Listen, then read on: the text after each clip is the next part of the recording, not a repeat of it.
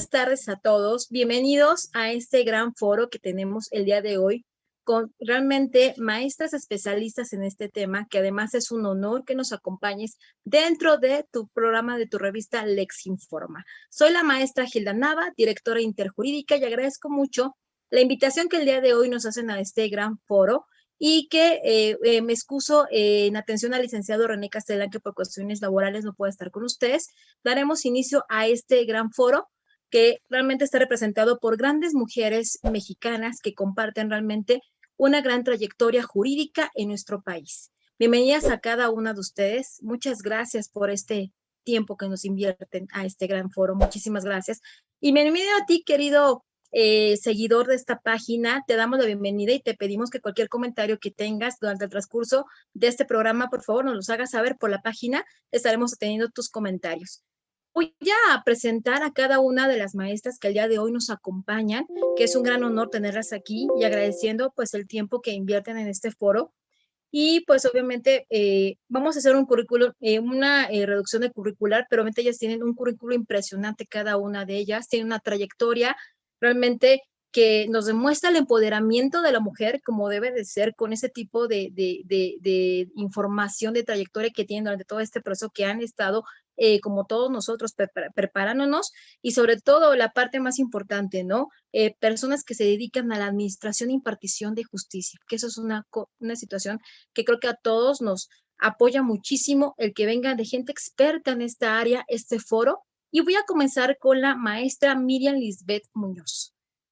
Ella es licenciada en Derecho, maestra en Derecho y especialista en Derecho Administrativo con mención honorífica por la División de Estudios de Posgrado de la Facultad de Derecho, todas ellas por la Universidad Nacional Autónoma de México, así como magistrada titular de la ponencia 17 de la Sala Especializada en Responsabilidad Administrativa y Derecho a la Buena Administración del Tribunal de Justicia Administrativa de la Ciudad de México. Ha sido ponente en diversos foros e instituciones nacionales e internacionales y es miembro de los colegios de profesores de Derecho Administrativo, Derecho Laboral y Derecho Procesal de la Facultad de Derecho de la UNAM, así como del Colegio Mexicano de Abogados AC. Bienvenida, maestra Miriam Lisbeth Muñoz. Hola, muchas gracias. Buenas tardes y pues gracias a todas las magistradas, maestras y especialistas que nos acompañan el día de hoy. Gracias, Gilda. Gracias a usted, magistrada. También contamos con la presencia de la maestra Rocío Posadas Ramírez. Ella es licenciada en Derecho por la Universidad Nacional Autónoma de Zacatecas. Entre su trayectoria laboral destaca como secretaria auxiliar en el Poder Judicial del Estado de Zacatecas, secretaria auxiliar en la Sala Regional del Tribunal Electoral del Poder Judicial de la Federación, correspondiente a la segunda circunscripción con sede en Monterrey, Nuevo León. Secretaria de Estudio y Cuenta en la Sala Regional del Tribunal Electoral del Poder Judicial de la Federación, correspondiente a la segunda circunscripción con sede en Monterrey, Nuevo León, así como secretaria de Estudio y Cuenta en el Tribunal de Justicia Electoral del Estado de Zacatecas. Consejera electoral del Consejo General del Instituto Electoral del Estado de Zacatecas y secretaria general de acuerdos al Tribunal de Justicia Electoral del Estado de Zacatecas. Actualmente se desempeña como magistrada presidenta del Tribunal de Justicia Electoral del Estado de Zacatecas. Bienvenida, magistrada Rocío Posadas Ramírez. Muchas gracias, muy buena tarde a todas. Es un gusto para mí estar con ustedes. Gracias, gracias. A usted, muchas gracias. También contamos con la presencia de la maestra en Derecho Elizabeth Bautista Velasco. Ella es maestra en Derecho Constitucional y Amparo por la Universidad Nacionalista México, con su tesis Procedimiento Administrativo Especial Sancionador en materia electoral. Se ha desempeñado como capacitadora asistente electoral, supervisora electoral, así como consejera electoral, presidente de diferentes comisiones, observadora y electoral docente, y actualmente magistrada presidenta del Tribunal Electoral del Estado de Oaxaca.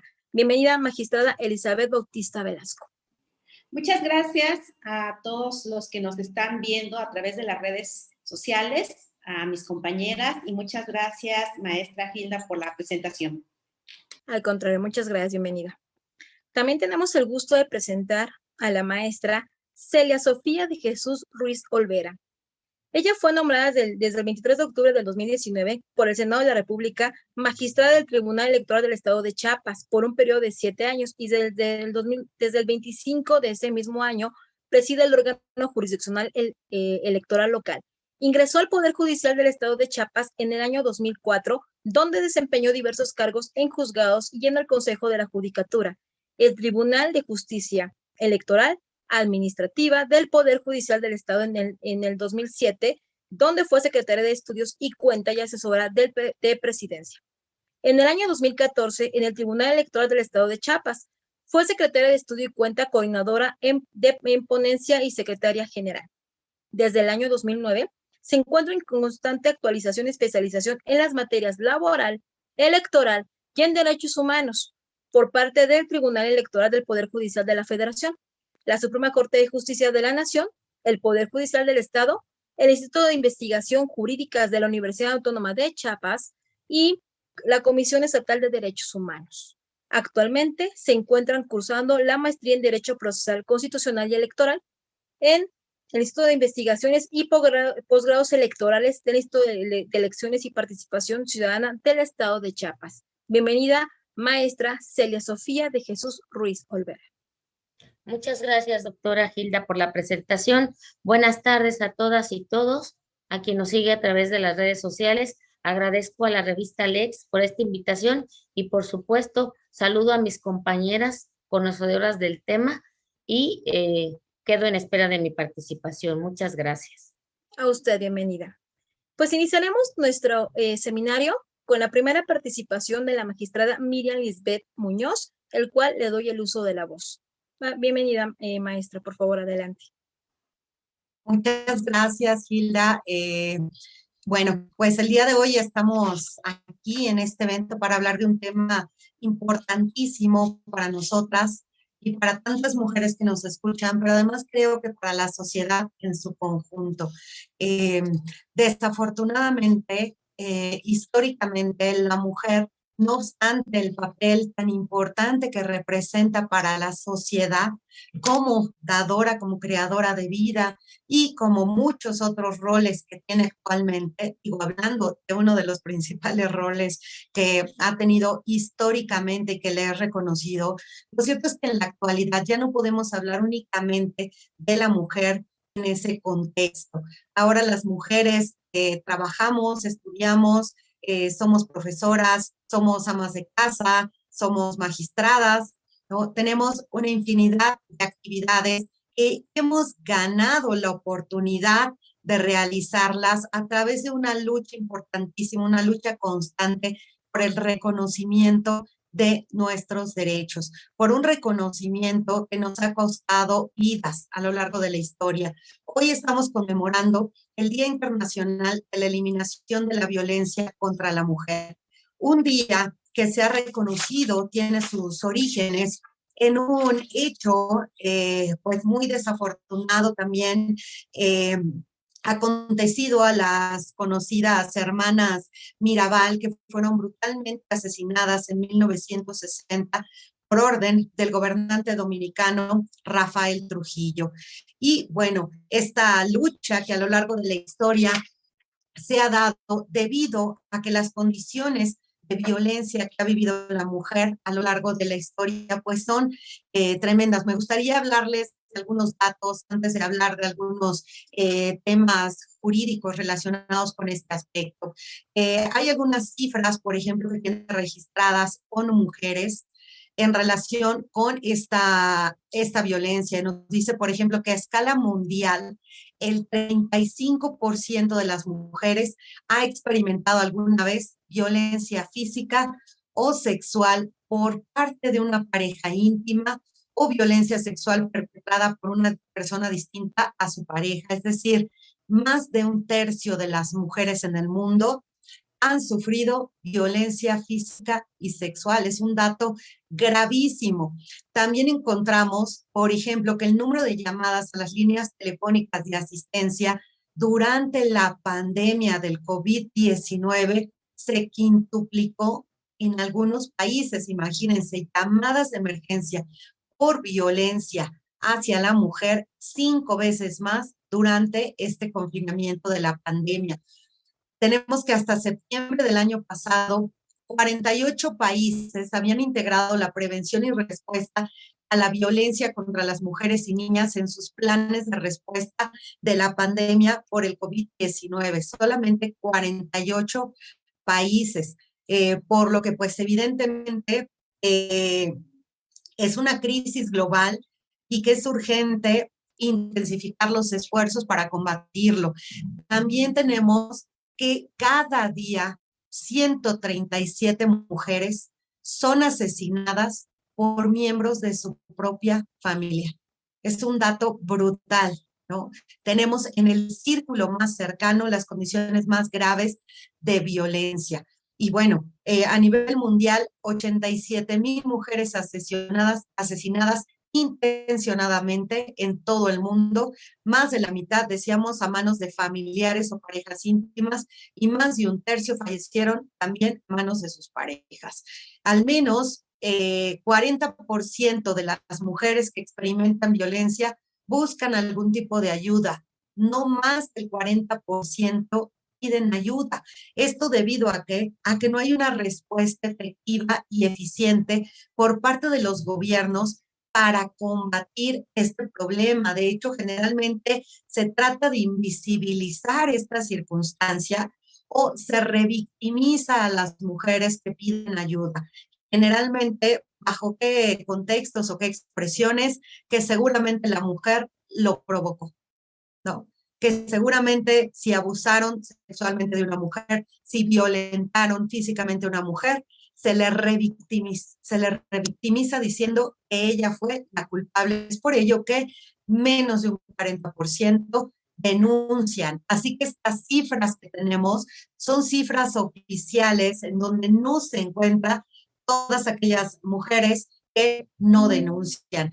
Y bueno, también mujeres adultas, las mujeres adultas representan cerca de la mitad de las víctimas de trata de seres humanos a nivel mundial. Y bueno, 15 millones de niñas y adolescentes de entre 15 y 19 años han experimentado relaciones sexuales forzadas en todo el mundo. Imagínense, 15 millones de niñas. Y bueno, pues por supuesto que también esta violencia de género en las escuelas es un obstáculo muy importante para la escolarización universal y el derecho a las niñas a la educación. También hay 5 regiones en las que el 82% de las parlamentarias denunció haber experimentado algún tipo de violencia sexual durante su mandato.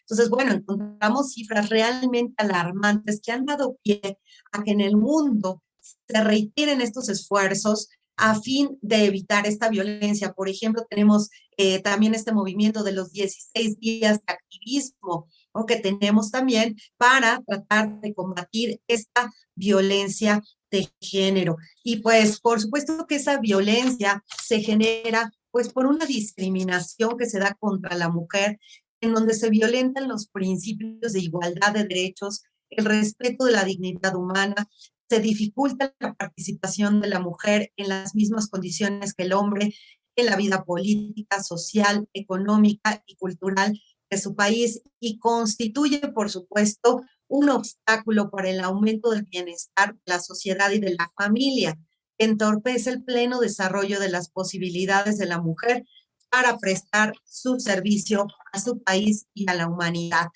Y bueno, pues por supuesto que la mujer además recibe un impacto diferenciado con este tipo de discriminación y violencia, porque genera condiciones mayores de pobreza para la mujer, el acceso a la alimentación, a la salud, a la enseñanza, a la capacitación y a las oportunidades de empleo en general, así como la satisfacción de sus necesidades básicas, se ven truncadas y limitadas por estos tipos de violencia que sufre. En México, por ejemplo, la Ley General de las Mujeres, de acceso de las mujeres a una vida libre de violencia, en su artículo 6 establece cuáles son aquellos tipos de violencia o modalidades de violencia que se consideran o que se reconocen, por ejemplo, en México. Aquí encontramos, por ejemplo, la violencia psicológica, la violencia física, la violencia patrimonial, violencia económica, la violencia sexual y cualquier otra análoga. También tenemos, decíamos, la violencia política, que ya también es sancionada en el ámbito administrativo, cuando encontramos en la Ley General de Responsabilidades Administrativas, en el tipo relativo al abuso de funciones, una reforma en donde ya se establece que se considerará como abuso de funciones la violación a cualquiera de las disposiciones contenidas en el artículo 20 ter de esta ley. Entonces, también para proteger de la violencia política en los espacios de ejercicio público, de prestación del servicio público. Entonces, es muy importante recordar que si bien es cierto que contamos con muchísimos instrumentos como la Declaración sobre la Eliminación de la Violencia contra la Mujer, aprobada por la Asamblea General de las Naciones Unidas el 20 de diciembre del 93, encontramos también la Declaración Universal de los Derechos Humanos, el Pacto Internacional de Derechos Civiles y Políticos, el Pacto Internacional de Derechos Económicos, Sociales y Culturales, la Convención sobre la Eliminación de todas las formas de discriminación contra la mujer, la Convención contra la Tortura y otros tratos penales crueles, inhumanos o degradantes, la Convención Interamericana para prevenir, sancionar y erradicar la violencia contra la mujer, conocida como Belém do Pará, y bueno, otras recomendaciones y otros instrumentos. Lo cierto es que la realidad de las mujeres es que la violencia no se reduce, que la violencia, vemos, va en aumento, a pesar de que hablamos de una evolución de la sociedad, una evolución en los derechos humanos, una evolución en esta protección y garantía de los derechos de todos. Lo cierto es que los derechos de las mujeres y las niñas siguen siendo violentados con una gravedad importantísima que ya no es posible ignorar y que sí precisa de la responsabilidad de la sociedad para combatirla. De ahí que muchas de nosotras nos hayamos dado la tarea de participar en este tipo de eventos para visibilizarlo. Sabemos que es muy común escuchar a una mujer hablar de haber sufrido alguna clase de violencia y que no falte quien diga los hombres también sufren violencia. Ese comentario es una forma de invisibilizar la situación de violencia que viven las mujeres. Es cierto que los hombres lo sufren, es cierto que los hombres también pierden la vida, que también son asesinados, pero no en la misma medida, no en la misma proporción, no en el mismo porcentaje de seres humanos que las mujeres, y especialmente que las mujeres sufren esto en función de su sexo, no por una circunstancia en donde socialmente la falta de seguridad pues conlleve a que las personas sufran violencia o sean víctimas de delitos. No, la mujer lo sufre en todos los espacios públicos y privados por su género.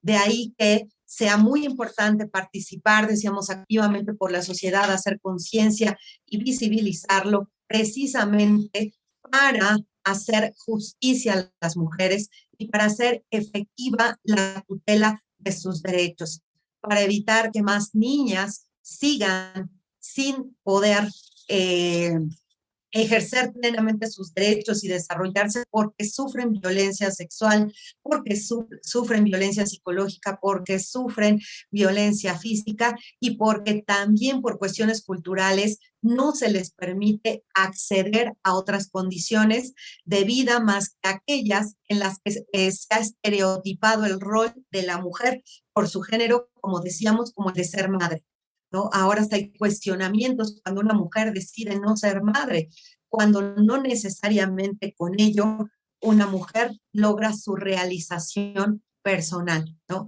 Esa es simplemente una condición de un estereotipo de género que le ha impuesto la sociedad a la mujer y que en muchas ocasiones no le permite salirse de este rol y en donde decíamos es violentada porque generalmente en los espacios de poder y desde el aspecto también económico, el hombre mantiene esa supremacía y esa dominación en vulneración de los derechos de la mujer.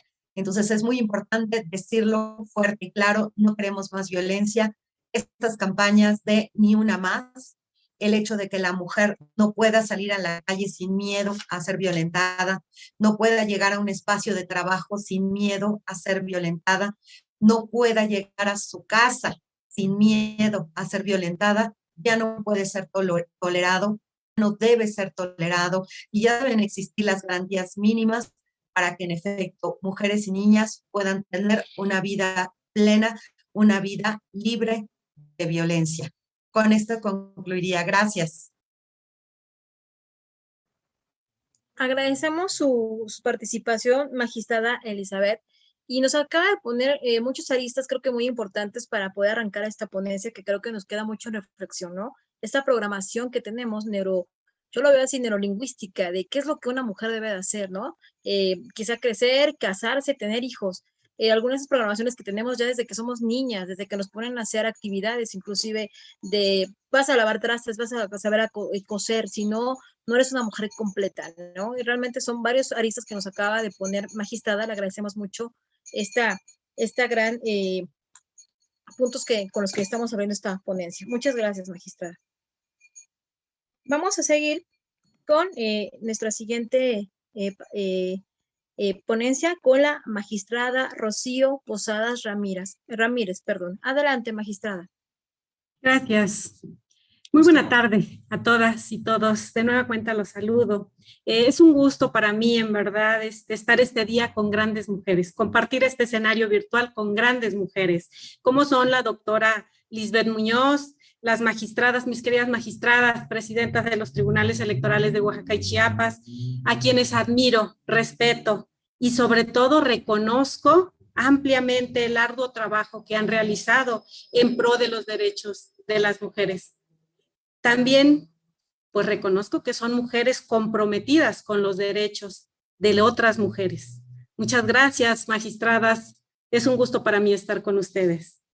Por otro lado, quiero agradecer la invitación que me hiciera la revista Lex para participar en este gran foro y sobre todo en esta fecha tan conmemorativa, tan importante para la lucha que se ha implementado por muchas mujeres.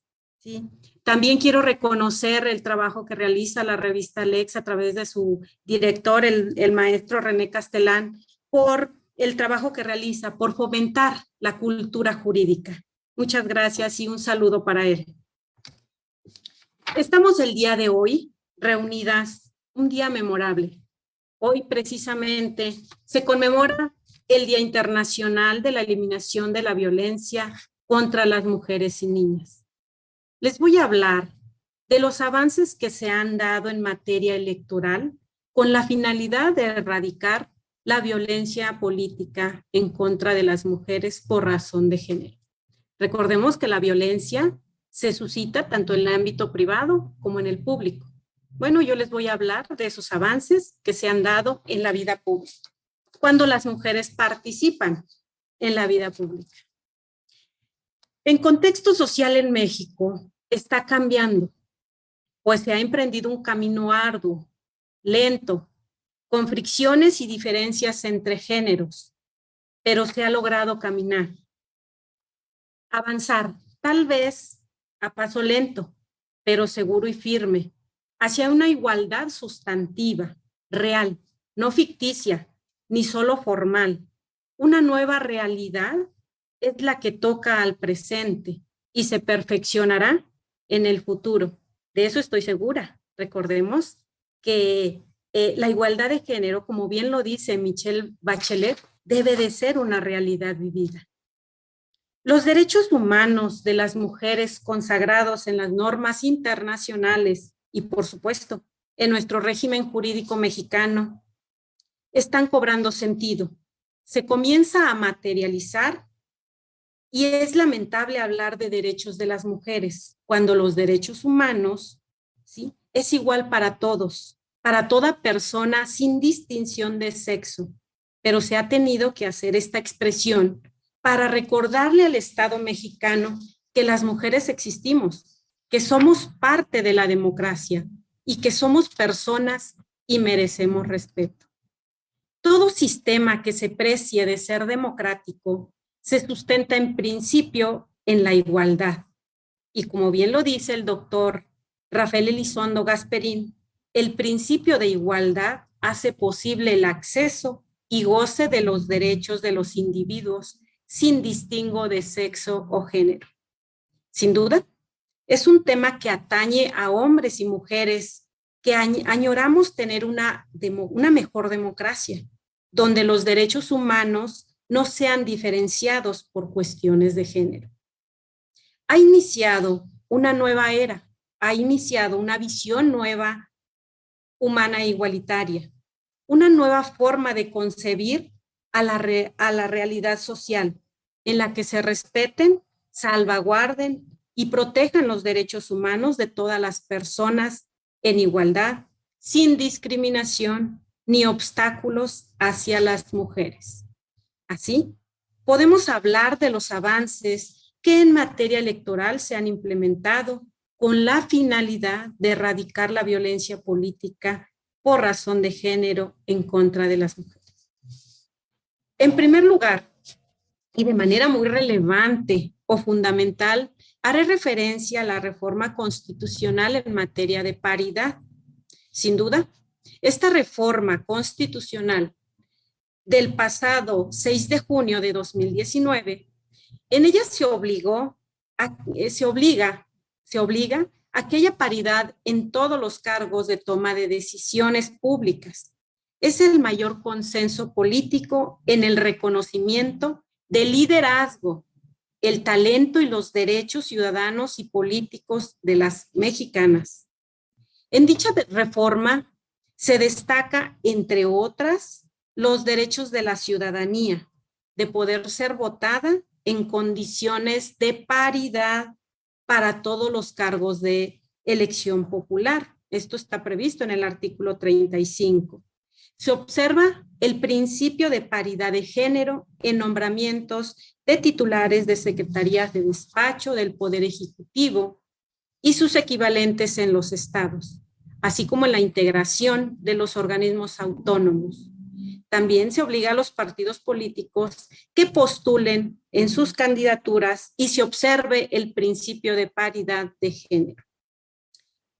Esta reforma constitucional sobre paridad en todo dio pauta para que germinara una nueva regulación en tratándose de violencia política en razón de género.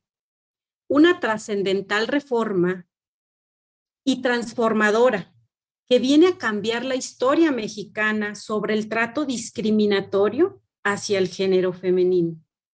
Así, el pasado 13 de abril de 2020 se reformaron 6 leyes generales y 2 orgánicas, con el único fin de erradicar la violencia política en razón de género. A decir, dicho paquete de leyes son la Ley General de Acceso de las Mujeres a una Vida Libre de Violencia. En esta ley se define o se clarifica y se define de manera puntual qué es la violencia de género.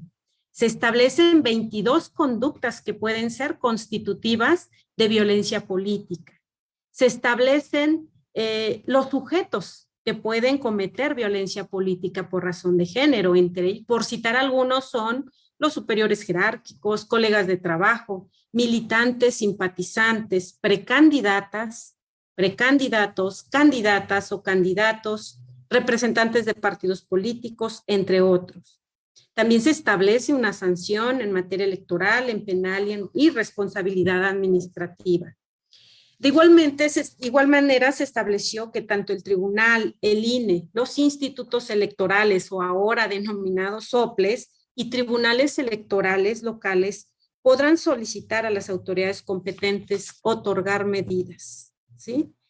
El INE y los soples tienen competencia para promover la cultura de la no violencia.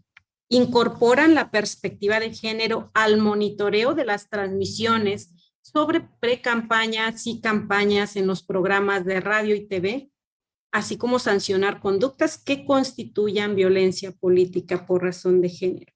De igual manera, se reformó la Ley General de Instituciones y Procedimientos Electorales. En esta también se estableció y se definió de manera puntual qué es la violencia política por razón de género. Se establecieron también los sujetos que pueden cometerla. Se establecieron los requisitos de elegibilidad de no estar condenado o condenada por el delito de violencia política. Se facultó al Instituto Nacional Electoral para que pudieran ordenar la suspensión inmediata de propaganda política electoral en radio y televisión cuando se identifique, ¿sí?, que tienen mensajes o se identifique que se está cometiendo violencia política por razón de género. Y debe de ofrecerse una disculpa pública con la finalidad de reparar el daño. De esta forma también se destaca el dictado de medidas cautelares y de reparación integral, ¿sí? ¿En qué consiste? Bueno, las medidas cautelares consisten en realizar un análisis de riesgo y un plan de seguridad, retirar la campaña violenta en contra de las víctimas, haciendo públicas las razones, cuando la conducta sea reiterada, por lo menos en una ocasión, suspender el uso de prerrogativas asignadas a las personas agresoras, ordenar la suspensión del cargo partidista de la persona agresora y cualquier otra requerida para la protección de la mujer víctima a quien ella solicite. Las medidas de reparación también se establecieron, ¿sí? Y se estableció que en la resolución del procedimiento especial sancionador por violencia política por razón de género deben de ordenarse. ¿Y cuáles serían las medidas de reparación integral? La indemnización, la restitución inmediata en el cargo al que fue obligada a renunciar por motivos de violencia, una disculpa pública y medidas de no repetición, ¿sí? Restitución, bueno, hablemos un poquito que tuvimos una sentencia de 2011, si no mal recuerdo, en donde la denominada Juanitas, ¿sí? En donde a varias candidatas se les hacía renunciar. Se les registraba como propietarias, se registraban como suplentes a los candidatos varones, llegaban ya a realizar sus funciones y se les obligaba a renunciar. Entonces, todas estas medidas se fueron estableciendo y están plasmadas en el marco jurídico legal.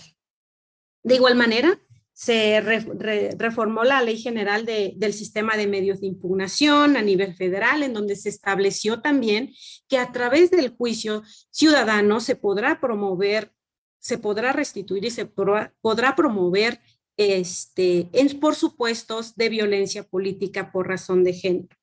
También en la Ley de Partidos Políticos se previó que los partidos deben sancionar todo acto de violencia política por razón de género, que el órgano de justicia intrapartidaria debe aplicar la perspectiva de género en sus resoluciones.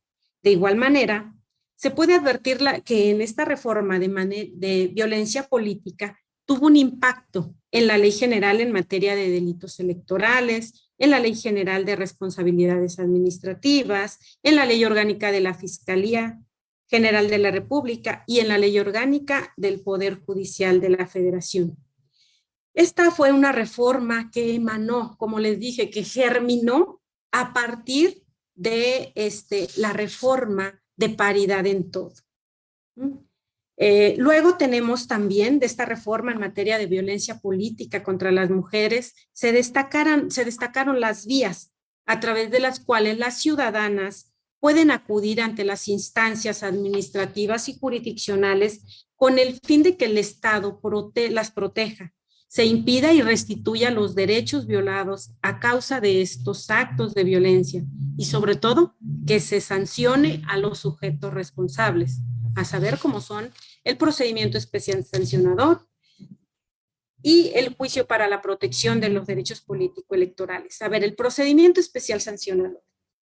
A través de se da cauce a una queja o denuncia que se presente ante una autoridad administrativa electoral por actos de violencia en contra de las mujeres. hay dos vías. Una puede ser por el procedimiento especial sancionador que conoce la autoridad administrativa electoral, y otra es el juicio ciudadano. Es un tanto, es híbrido este sistema, porque conoce, ¿sí? El Instituto Electoral es el que investiga, y a su vez, ya una vez que el Instituto Electoral, a través de las unidades de sus respectivas áreas, sustancian, cuando está sustanciado, debidamente sustanciado, se remite a la autoridad jurisdiccional, tribunales electorales locales, y ellos resuelven con base en lo que les remite la autoridad administrativa electoral.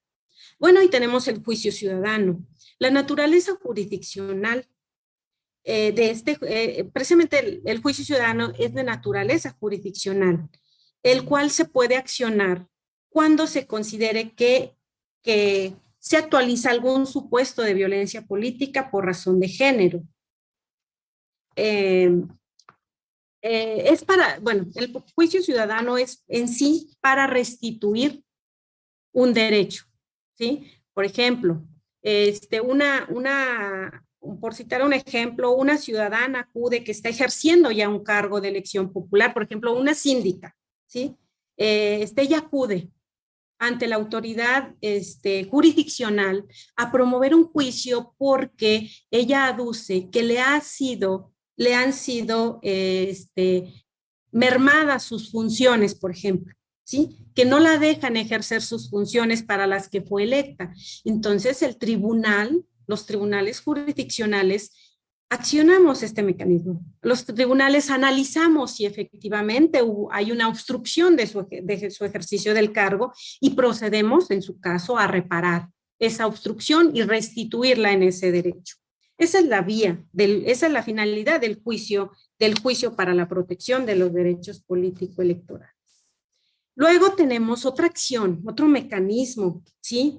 Que ha nacido con la finalidad de erradicar la violencia, es la lista de personas infractoras en materia de violencia política por razón de género. El Tribunal Electoral del Poder Judicial de la Federación, en observancia precisamente a la reforma legal federal en materia de BPG y a la luz de normas internacionales, determinó en un caso concreto que era válido y constitucional ordenar la integración de una lista de personas infractoras en materia de violencia política en razón de género, porque se cumple el mandato constitucional al establecer un instrumento que permita verificar si una persona cumple con el requisito de modo honesto de vivir y, en consecuencia, pueda competir y registrarse para algún cargo de elección popular. Bueno, ya teníamos, la Sala Superior lo determinó a través del recurso de reconsideración 91 de 2020 y sus acumulados, ¿sí? Esta fue una sentencia relevante, muy importante, porque en ella se estableció que se le ordenó al Instituto Nacional Electoral que estableciera una lista de sujetos que habían sido sancionados por BPG. Pero ¿cuál era la finalidad de esta lista? Dar publicidad simplemente de aquellas personas que cometieran violencia, que habían sido sancionadas por BPG. En acatamiento, el Instituto Nacional Electoral, en acatamiento a dicha sentencia, aprobó los lineamientos para la integración, funcionamiento, actualización y conservación del Registro Nacional de Personas Sancionadas en materia de violencia política por razón de género.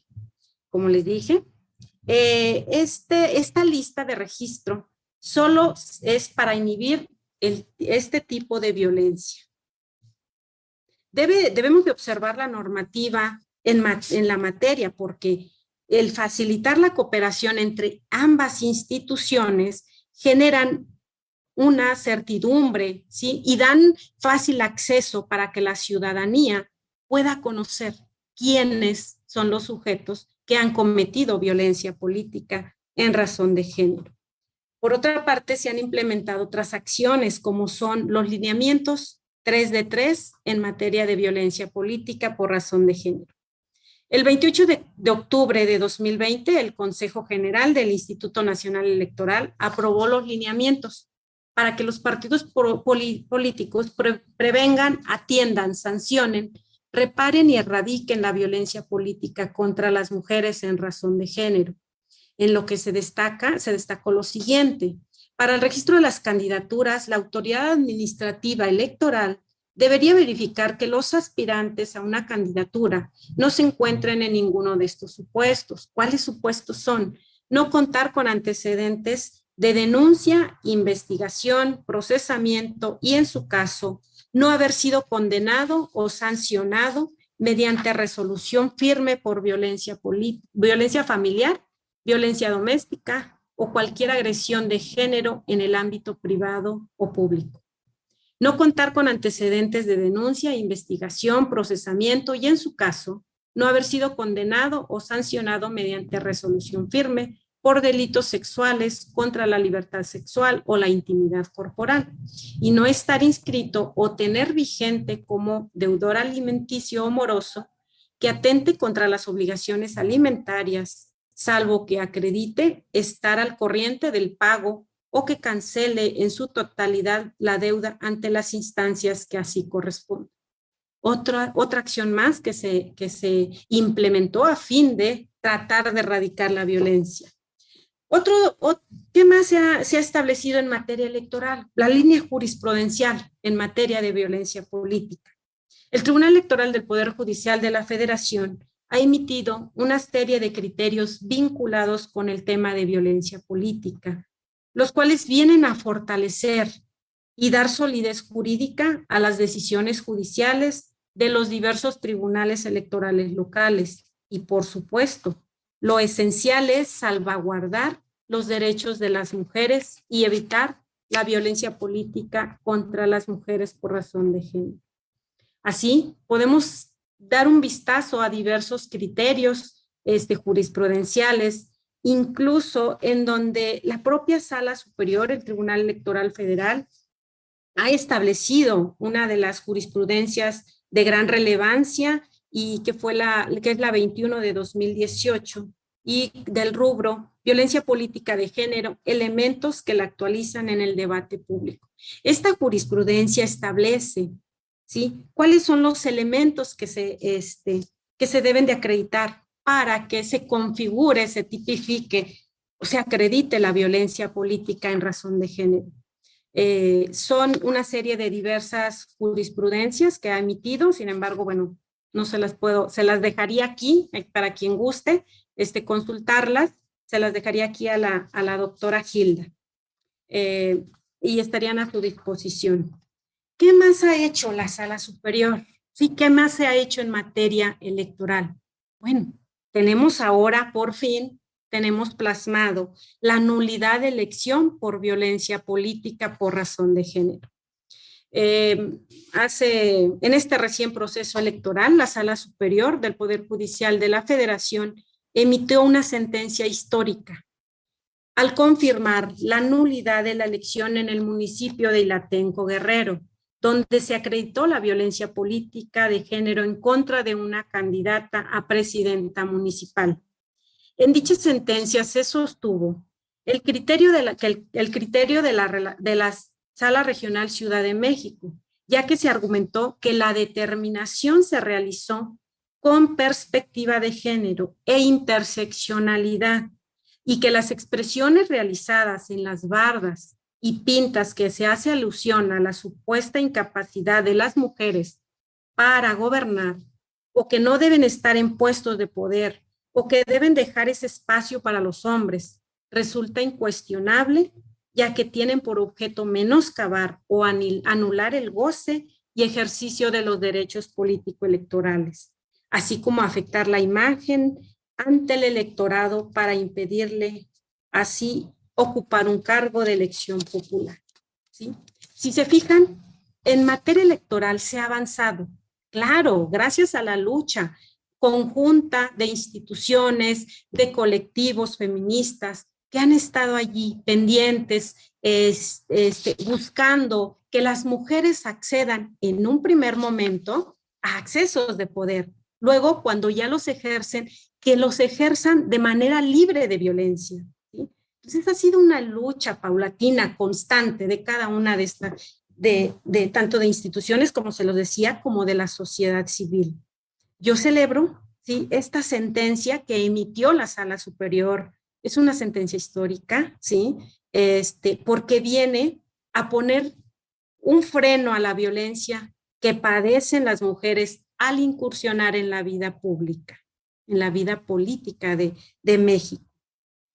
Por otro lado, también me permito hacer un amplio reconocimiento que estos logros que les he venido mencionando, se han gestado gracias a la lucha conjunta y constante de las instituciones y la sociedad civil, lo cual se ve reflejado en un marco constitucional y legal, en una línea jurisprudencial e interpretativa de los órganos jurisdiccionales y de las determinaciones de autoridades administrativas electorales.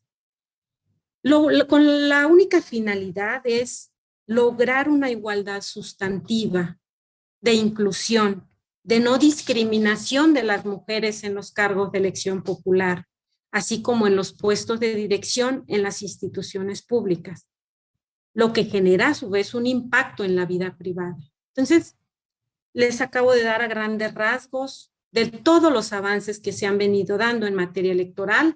Cabe mencionar que, bueno, México está siendo un referente a nivel internacional en materia de igualdad, en materia para erradicar la violencia. Bueno, estamos reunidas precisamente el día de hoy para hacer conciencia, ¿sí? Para hacer conciencia de que debemos poner un alto a la violencia en contra de mujeres y de niñas. Hasta aquí dejaría mi participación. Muchísimas gracias. Muchas gracias, magistrada Rocío. Sin duda, unas muy buenas noticias y realmente un avance realmente en materia electoral. Creo que son muy buenas noticias para las próximas candidatas para que no sufran ningún tipo de discriminación. Muchas gracias. Daremos continuación con la magistrada Elizabeth Bautista Velasco. Adelante, magistrada, por favor. Muchas gracias. Pues, por favor, quiero mandarle un saludo, por supuesto, al licenciado René Gastelón por esta invitación que nos hace. Me siento muy contenta de estar en este día tan particular para nosotras, tan importante para nosotras, y que somos puras mujeres las que estamos aquí en esta plataforma dando estas pláticas. Y me siento muy honrada por quienes están en esta mesa virtual conmigo, a la maestra Miriam Lisbeth, amiga, magistrada, mi admiración y mi respeto, a la maestra Rocío Posadas también, por supuesto, amiga también, querida, que siempre desde el primer día que la conozco me brindó su amistad, su apoyo, y esas cosas hay que decirlas, que cuando nos vemos, aún sin conocernos, y la vida nos pone en un mismo tema, pues ahí estamos y somos sororarias también. Por supuesto, qué decir también de la maestra Sofi. Yo le digo Sofi con mucho cariño, porque también para mí es una gran mujer. La admiro, la quiero y quiero expresarlo de esa manera. Permítame hacerlo así, porque eso hace que también las mujeres sintamos esta necesidad de seguir adelante y apostarle por estas mujeres tan grandes que tengo aquí.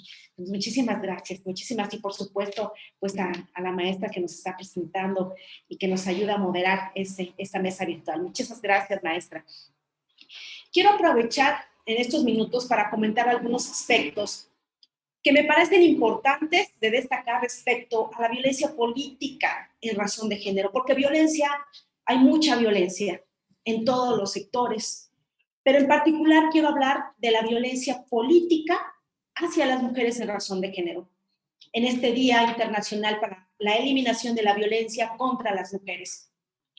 Voy a referirme a la experiencia que tenemos, si ustedes me lo permiten, en el estado de Oaxaca, con algunos datos de la problemática, así como los avances que tenemos desde la justicia electoral y una reflexión final sobre la situación que viven las mujeres que participan en la política. En primer lugar, y respecto a los datos, quiero decirles que desde el Tribunal Electoral del Estado de Oaxaca hemos venido atendiendo juicios relacionados con la violencia política en razón de género. Y lamentablemente, de manera cada vez más creciente. Y creo que eso está pasando también en otros estados de la República. Nuestra estadística judicial electoral nos está indicando que del total de los juicios que ingresaron en Oaxaca desde el proceso electoral que concluyó este año, al menos el 11% son por violencia política contra las mujeres, y principalmente en dos ámbitos: durante las campañas electorales y cuando se encuentran ya ejerciendo el cargo, la función para el cual las votaron. Es importante hacer esta distinción porque hemos aprendido que hay una tendencia muy marcada de juicios de mujeres que están ocupando cargos y en particular en los ayuntamientos. He de comentarles que en Oaxaca tenemos 570 ayuntamientos. Por citar algunas cifras, al corte al 15 de noviembre de este año, hemos recepcionado 85 juicios por violencia política en razón de género, de los cuales 51 se presentan en el ejercicio del cargo, es decir, el 60% de los casos. Me parece entonces que hay que poner mucha atención a esta problemática que está siendo una tendencia generalizada. En segundo lugar, les quiero comentar que desde la justicia electoral se tienen avances importantes.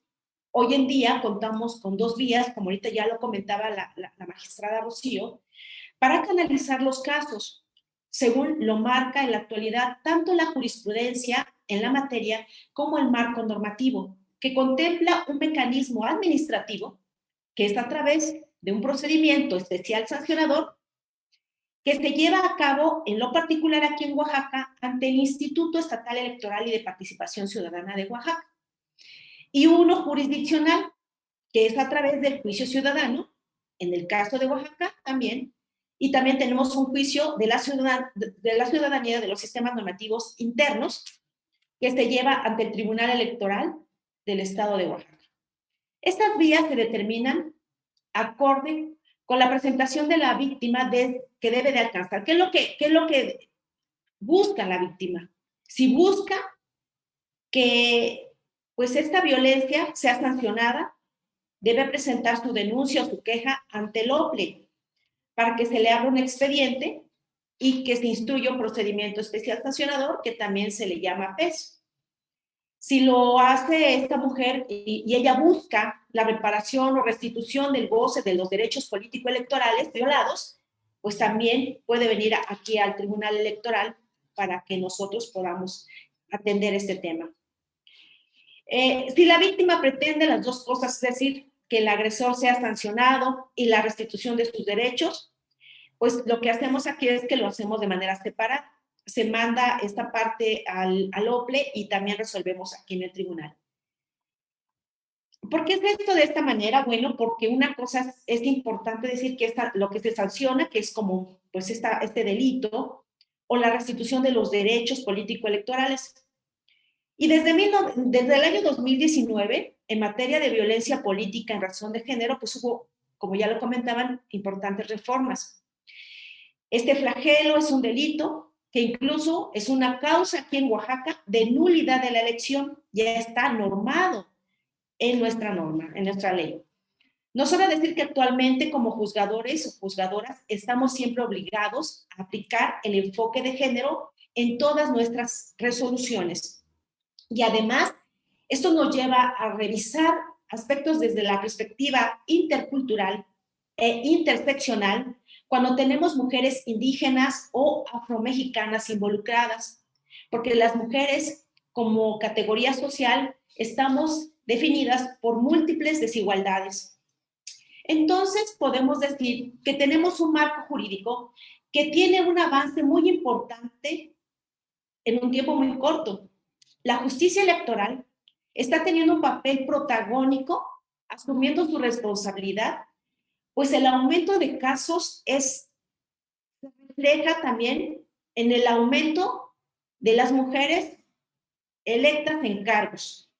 Desde la reforma de paridad de 2019 y la de violencia política en razón de género de 2020, pues tenemos grandes avances. En tercer lugar, quisiera decirles que a pesar de los avances que se tienen en el marco legal para hacer valer los derechos de las mujeres y que estos se ejerzan libres de violencia, lo cierto es que aún así nuestra sociedad no ha alcanzado el nivel suficiente para aceptar que las mujeres también pueden gobernar, que pueden ser candidatas, que pueden tomar decisiones en política, que pueden gobernar. Aún no alcanzamos este acuerdo para romper las estructuras patriarcales que nos definen tanto a hombres como mujeres. El día de ayer, por ejemplo, en el marco de la conmemoración del Día Internacional para la Eliminación de la Violencia contra la Mujer, llevamos aquí una actividad con el grupo de las presidentas municipales electas aquí en Oaxaca, que van a entrar en funciones del 1 de enero del año próximo. Su servidor actualmente preside el Observatorio de Participación Política de las Mujeres en Oaxaca, que es un mecanismo de colaboración entre varias instituciones y realizamos una actividad como una manera de hacer visible la violencia que se ejerce contra las mujeres que hacen política y tomar conciencia de sus implicaciones. En Oaxaca tenemos, por el sistema de partidos políticos, 43 presidentas electas, que representa el 28% del total de las presidentas municipales, que es por partidos políticos.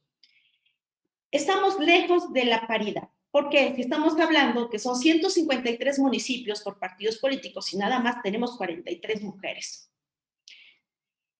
Estamos lejos de la paridad en ayuntamientos encabezados por mujeres, es una realidad. Y ya no les comento de sistemas normativos, estamos muy, muy lejos de alcanzar la paridad. Cada una de ellas tiene una historia particular y vemos que su proceso ha sido sumamente difícil, especialmente entre quienes participan por segunda vez, o sea, que se van a la reelección y que ganaron. Que en total aquí en Oaxaca fueron 8 mujeres reelectas. El nivel de violencia en razón de género de estas mujeres y que han sufrido estas mujeres ha puesto incluso en riesgo su integridad física y la de sus familiares, porque así no lo comentaron. Esta violencia se acentúa en contextos de una violencia más generalizada. Por ejemplo, si existe narcotráfico, por ejemplo, es realmente doloroso lo que estas mujeres han vivido, especialmente con la pérdida de sus seres queridos, porque verdaderamente ha trascendido y ha impactado en la familia de algunas de ellas, incluso con el temor del momento de empezar a ejercer el cargo. Realmente es preocupante lo que escuchamos el día de ayer. Por esta razón, no es posible hablar de violencia, sino de violencias en plural. Por otra parte, tenemos el grupo de las nuevas presidentas municipales que llegaron al cargo luego de una contienda plagada de burlas, denostaciones públicas, uso de estereotipos, en fin. Pero el hecho concreto es que ganaron legalmente su elección, incluso luego de sendos juicios electorales. Son mujeres que tienen sus resoluciones firmes y aún así están amenazadas para la toma, como les dije, de su posesión este próximo 1 de enero. Entonces, bajo estos modelos generalizados de violencias en contra de las mujeres que participan en política, es sumamente difícil incentivar la participación, que ellas sigan participando. Por el contrario, las mujeres temen participar, temen asumir el cargo, temen gobernar. Todo ello, por supuesto, impacta negativamente y lamentablemente en el logro que ha significado el modelo paritario de nuestra democracia. Para concluir, es evidente que la violencia nos está impidiendo el avance sustantivo hacia la igualdad. Sin embargo, déjenme decirles que podemos salir tarde o temprano de este círculo de violencia, no solamente con la aplicación de la ley, sino también con algo que vi ayer en las mujeres que son presidentas electas: carácter, una fuerza interna impresionante.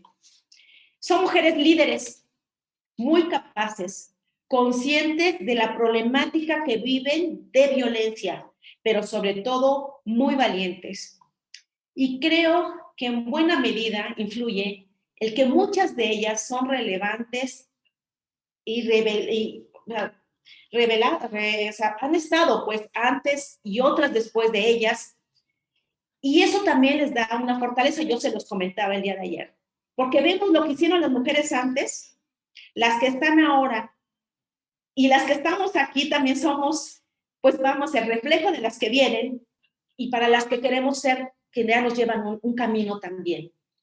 Es fundamental construir alianzas, hacer real la sororidad para enfrentar las múltiples violencias. Necesitamos arropar, acompañar y apoyar como instituciones el trabajo de estas mujeres presidentas. Necesitamos trabajar coordinadamente las instituciones y las mujeres que participan en política. Necesitamos trabajar y sensibilizar a toda la sociedad. No vamos a poder cumplir con la obligación constitucional de prevenir, atender, sancionar y erradicar la violencia en contra de las mujeres en política si no lo hacemos trabajando en conjunto, haciendo sinergias, acompañándonos. Es necesario. Recordemos que justamente este día es una conmemoración, pues, por el asesinato de estas mujeres que participaban en política. Quiero agradecerles la oportunidad de expresarme en este espacio, haciendo un llamado tanto a hombres como mujeres para que rompamos este círculo de violencia que nos está afectando como sociedad, a todos, pero principalmente a todas nuestras mujeres y a todas las que somos mujeres. En la plataforma de Beijing de 1995 se dice: la participación igualitaria de la mujer en la adopción de decisiones no solo es una exigencia básica de justicia o democracia, sino que es una condición necesaria para que se tenga en cuenta los intereses de la mujer. Sin la participación activa de la mujer y sin la coordinación, incorporación de su punto de vista de todos los niveles del proceso de adopción de decisiones, no se podrán conseguir los objetivos de igualdad, desarrollo y paz. Muchas gracias. Le agradecemos muchísimo, maestra magistrada Elizabeth Bautista, por este gran comentario y como bien lo indica, son mujeres realmente muy valiosas, con un gran carácter y empoderamiento para tomar realmente estos puestos, y deseándoles el mayor de los éxitos a estas mujeres que representarán a Oaxaca el próximo año. Muchísimas gracias, magistrada. Daremos continuidad con la maestra Celia Sofía de Jesús Ruiz Olvera. Adelante, maestra. Muchas gracias nuevamente, doctora Hilda. Saludo a todas y todos los que nos ven a través de las redes sociales. La verdad es que me siento muy afortunada por poder compartir este panel con mujeres tan talentosas y conocedoras del tema. Tenemos una semana naranja en el estado de Chiapas, en donde hemos trabajado en eventos desde el día lunes hasta el día de hoy, y quiero decirles que terminar el día laboral, porque todavía nos queda en casa por trabajo por hacer, pero el día laboral con mujeres tan comprometidas con esta causa que tenemos sobre la paridad y la violencia política contra las mujeres, para erradicarla, para sancionarla, pero sobre todo para que nunca más mujeres suframos de una violencia política. Voy a iniciar diciendo que a pesar de que la violencia en sus diferentes aspectos siempre ha existido, porque muchas veces nosotros hace tiempo sabíamos que existía la violencia política, pero pues las mujeres no figuraban en política. Sin embargo, en 1993, la Asamblea General de las Naciones Unidas por primera vez ya habla de un concepto de violencia. Y este concepto de violencia tiene una doble virtud. Ya establece que hay una desigualdad de género y ya establece que también hay violencia en el ámbito privado y en el ámbito público. En ocasiones creíamos que nada más había violencia intrafamiliar, que nada más habían violaciones, que nada más habían cuestiones en la casa. No, desde el 93 ya se habla de una violencia en el ámbito público. Y es ahí donde nosotros, quienes representamos a los tribunales electorales locales, pues debemos de evitar que se suscite esta violencia en personas que son políticas, son candidatas, son precandidatas y en su momento son electas para ejercer funciones de tomas de decisión. En el estado de Chiapas, y escuché cabalmente, por eso agradezco mucho a la doctora Muñoz, porque nos dio datos muy reveladores, la escuché con atención, a la magistrada Rocío Posadas, por supuesto, al decirnos todo un análisis de todas las reformas que tenemos, la de paridad total y de todas las leyes que se reformaron en el 2020 respecto a la violencia política en razón de género. Y lo que sucede en Oaxaca. Oaxaca y Chiapas somos estados hermanos, somos estados en donde compartimos muchas cuestiones culturales, muchas tradiciones, pero también sufrimos la misma violencia política contra las mujeres que quieren participar en política.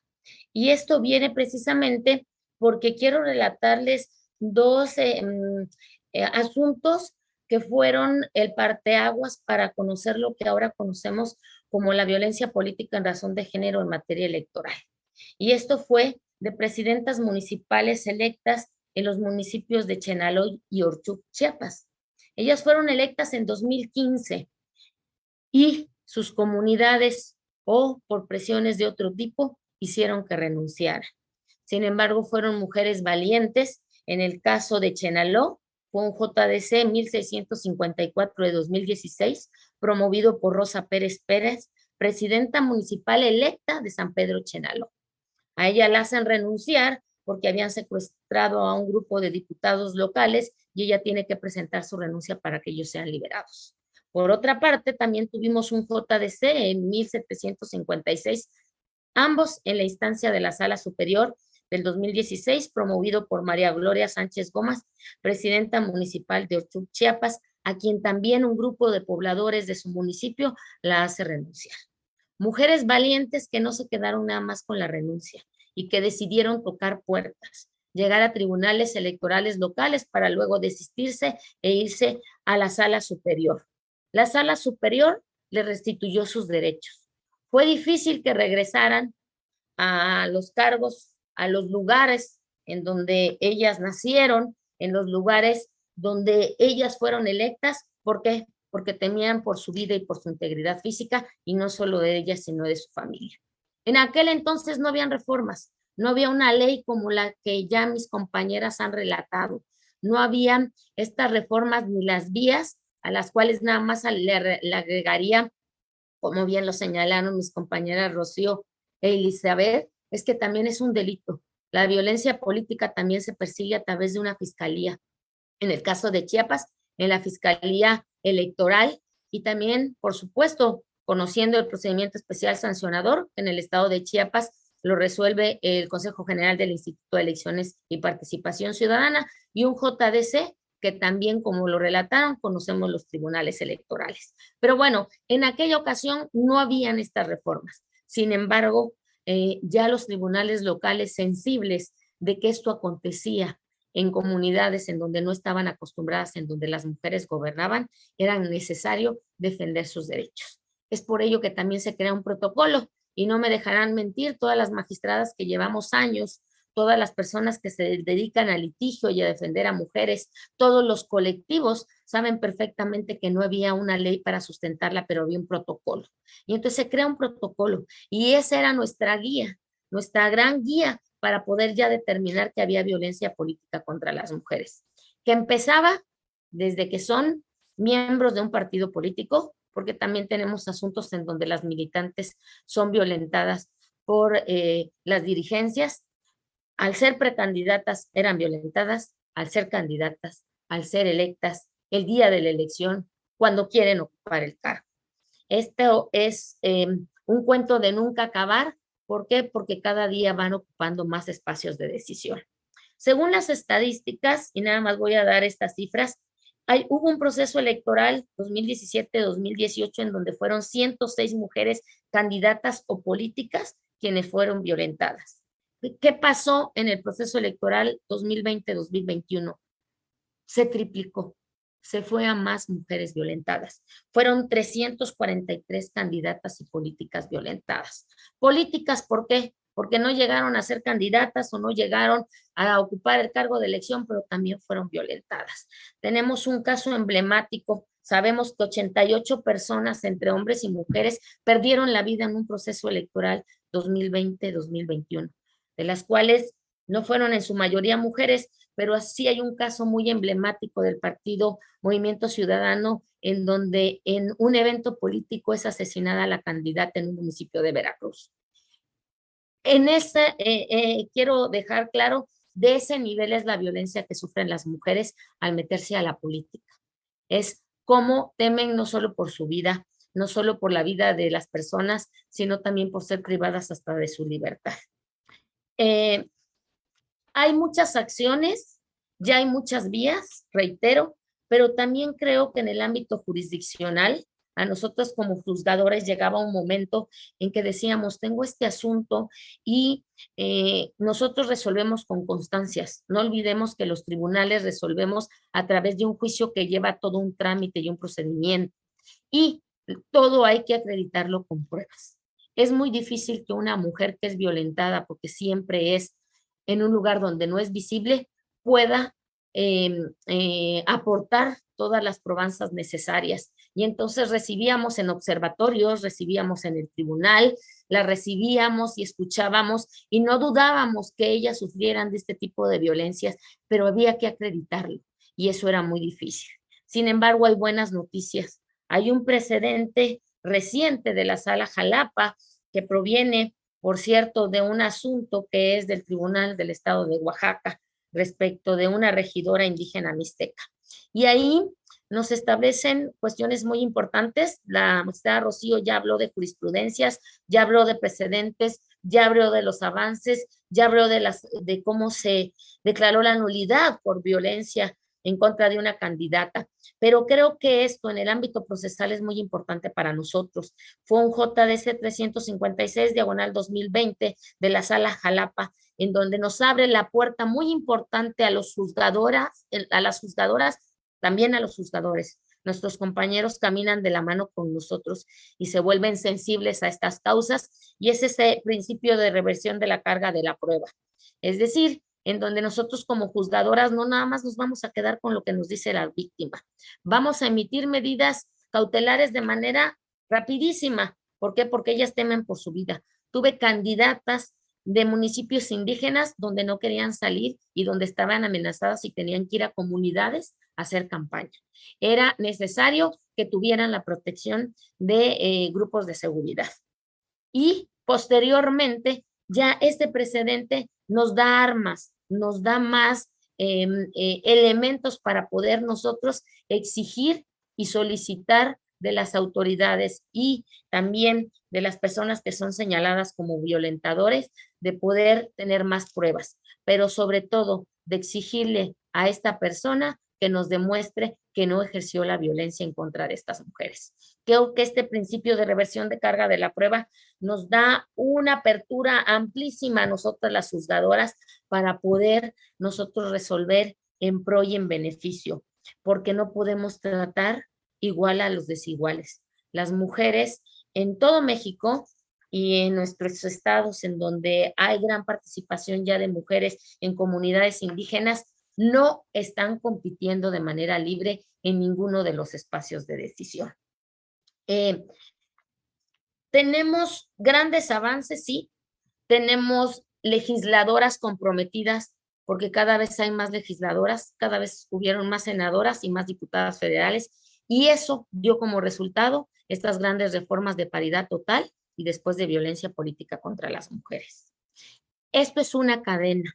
Yo también tuve eventos con presidentas municipales electas, síndicas y regidoras plurinominales y regidoras por el principio de mayoría relativa, y les decía, así como es una cadenita, y también nosotros cada día somos más magistradas electorales, porque aquí hay paridad en todo, lo festejo. Habemos muchas presidentas también ya de los órganos jurisdiccionales autónomos locales, y también hay paridad en hombres y mujeres.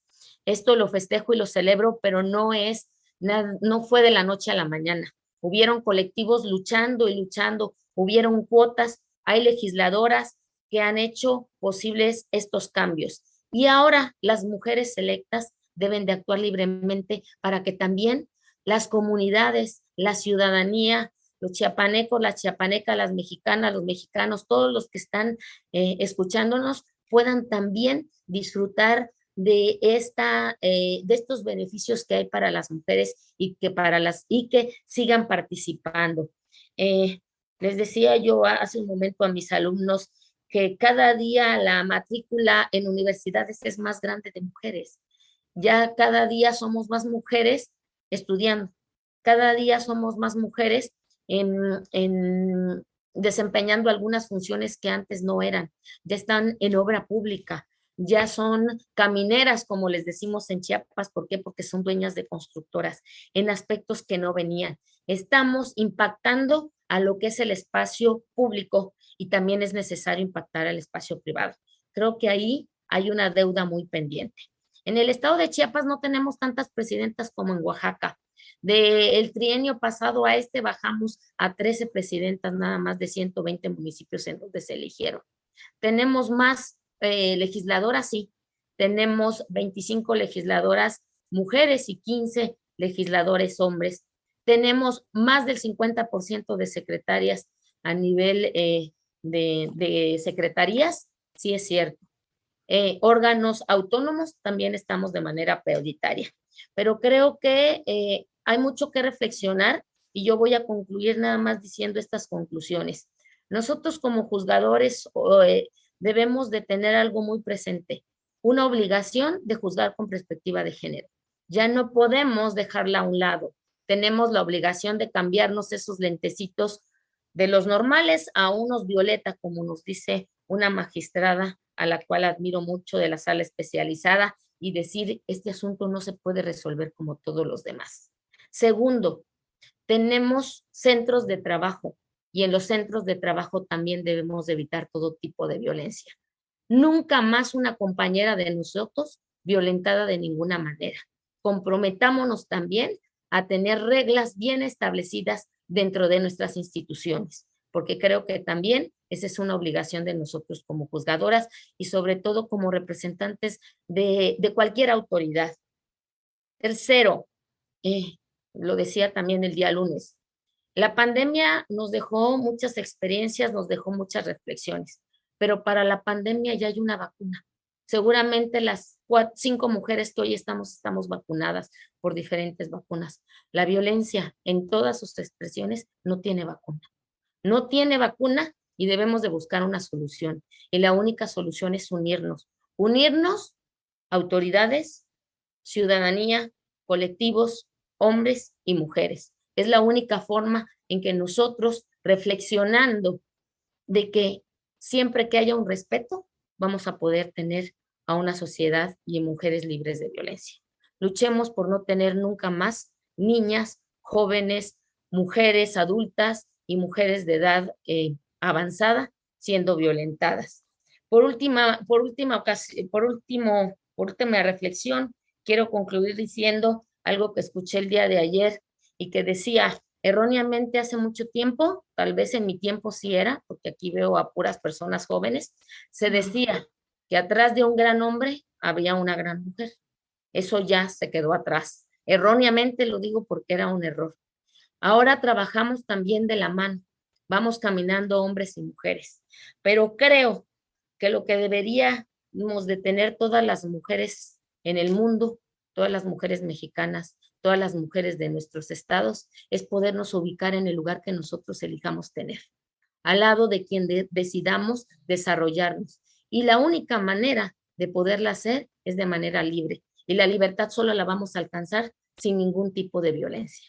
Creo que ninguna de las mujeres que están en la plataforma, que conformamos estos tribunales, que participan en esa revista, no han sufrido de alguna manera un tipo de violencia. La violencia que da en muchas ocasiones en caminar en una calle oscura, en donde las mujeres tenemos miedo, en donde en algunas ocasiones no queremos entrar a algún lugar porque no sabemos qué nos pueda pasar. Entonces mi reflexión es, unidas, hay mucho por hacer, pero sobre todo mujeres libres, libres para poder ejercer los cargos de elección popular y también todo la profesión que deseen ejercer. Hasta aquí dejaría mi intervención. Estoy muy agradecida por convivir con ustedes.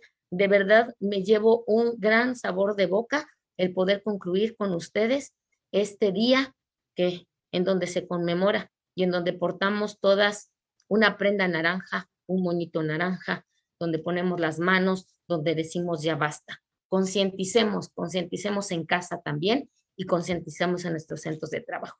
Muchas gracias, muy agradecida. Excelente noche para todos y todas. Gracias a usted, magistrada Sofía. Totalmente de acuerdo. La violencia ya no respeta ningún tipo de estatus, condición, y en lo que nos dediquemos todos hemos en algún momento sufrido algún tipo de violencia, y totalmente hay que contaminar las cosas positivas desde casa, porque desde aquí se genera a veces la violencia. Entonces creo que desde aquí viene la prevención, desde casa. Muchísimas gracias a cada una de ustedes, queridas magistradas. Hay una pregunta que creo que me parece muy, muy oportuna y me gustaría que nos pudieran pues mencionar cada una de ustedes desde el lugar donde ustedes se desempeñan. ¿Qué debemos de entender por una justicia con perspectiva de género? ¿Les parece que les doy igual de la misma forma ordenada el uso de la voz para culminar nuestro foro? Podemos comenzar con la magistrada Miriam Lisbeth Muñoz, por favor. Magistrada. Muchas gracias. Muchas gracias. Excelente pregunta. ¿Cómo juzgar con perspectiva de género? Aunque podríamos alargarnos en el tema respecto a estos protocolos que ya existen, porque ya tenemos protocolos que precisamente nos dan una línea de acción a seguir, cómo valorar, cómo analizar un expediente, qué preguntas formularnos, a efecto de determinar cuándo se debe juzgar con perspectiva de género. Que bueno, tenemos dos protocolos, el protocolo para juzgar con perspectiva de género de la Suprema Corte de Justicia de la Nación y también un protocolo que acaba de salir también de la Suprema Corte, que es un protocolo para juzgar con perspectiva de infancia y adolescencia. Esto es muy importante porque también afecta a estas cuestiones y también los juzgadores debemos tomarlo en cuenta. Entonces, ¿en qué momento, como para resumir, como para que sea un poco más comprensible, cuando vemos que una norma puede tener un impacto diferenciado en las personas en función de su género o en función de los estereotipos sociales que se han impuesto por razón del sexo? Esto es muy importante porque aquí entramos en un terreno en donde a veces se interpreta el juzgar con perspectiva de género como en qué casos vamos a beneficiar a una mujer. Y no es así. Es cuando encontramos normas que pueden tener, ¿no? Que pueden hacer una diferencia respecto a cómo impactan a un hombre o a una mujer. También encontramos, por ejemplo, casos en los que las normas de repente pues hacen una protección a la mujer por un rol tradicional, como por ejemplo el ser las encargadas del cuidado de los niños o de los adultos mayores, cuando en realidad no es un tema de género, sino es un tema de responsabilidad personal y de asumir esos compromisos. Entonces, en ocasiones se daba servicio de guardería, por ejemplo, para las madres solteras, y de pronto hay un papá que se encarga él exclusivamente de sus hijos y dice, ¿por qué no puedo tener acceso a este servicio de guardería si yo también lo requiero? ¿No? Y entonces, bueno, esa era una norma que protegía a la mujer por un rol tradicional de género, también por estas desigualdades económicas y sociales que se generan, ¿no? Sin embargo, bueno, en esos casos nos podemos encontrar que debemos aplicar esta perspectiva de género para decir, en efecto, si un hombre o una mujer se encuentran en igualdad de circunstancias, deben tener ese acceso a esos beneficios, a esos derechos, o esta norma debe regular en las mismas condiciones una situación jurídica particular. Entonces, es en estos casos del impacto diferenciado de las normas cuando vamos a aplicar esa perspectiva de género, y también va a ser muy importante el analizar precisamente cuando estas impactan por esos estereotipos de género en función del sexo de las personas. Yo creo que eso sería lo importante. Y bueno, también ya un poco saliéndome de ese tema, pero quisiera comentar que, por ejemplo, gracias a las luchas feministas en México, tuvimos la ley Ingrid, la ley Olimpia, el registro de abusadores sexuales, amnistía a mujeres que abortaron y el veto a músicos misóginos como Johnny Scutia. Entonces, estamos avanzando en esta lucha desde muchas perspectivas, en muchos ámbitos. Ya decíamos, todos los tipos de violencia que se ejercen sobre las mujeres y sobre las niñas, y esperemos que todos estos eventos sigan abonando para construir una sociedad más paritaria, más igualitaria y en donde haya un verdadero respeto a los derechos humanos, a la dignidad de las mujeres, de las niñas y a la vida. Con esto concluiría. Gracias a la audiencia, gracias a Lex Informa y gracias a estas grandes mujeres que me acompañan el día de hoy en este panel.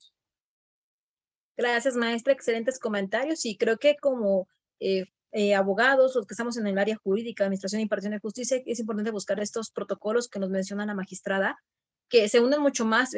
Bueno, yo en mi vida, aparte forense, también recomendaría mucho el protocolo para, en este caso, la investigación pericial, ministerial y policial con perspectiva de género, que también tiene mucho esta parte de una investigación correcta con perspectiva de género, y también la de delitos sexuales con perspectiva de género. Hay muchos protocolos ya, o inclusive por casos de tipo de delitos. Invitamos a la audiencia que los busquen, están en Google, los puedes buscar, y algunos, la mayoría son emitidos por FGR, y pues bueno, son muy importantes inclusive para una correcta investigación. Muchas gracias, magistrada. Ahora le doy la voz, igual con la misma pregunta, que es juzgar con perspectiva de género, a la magistrada Rocío Posadas Ramírez. Por favor, magistrada. Creo que la magistrada la sacó, ahorita me está mandando un mensaje que... ¿Al sistema? El sistema está tratando ya de entrar. ¿Nos puedes apoyar, querido compañero administrador de la página, por favor? Si me lo permiten, daré el uso de la voz a la magistrada Elizabeth Bautista Velasco para dar seguimiento a lo que la magistrada se puede conectar, la magistrada Rocío. Por favor, magistrada Elizabeth.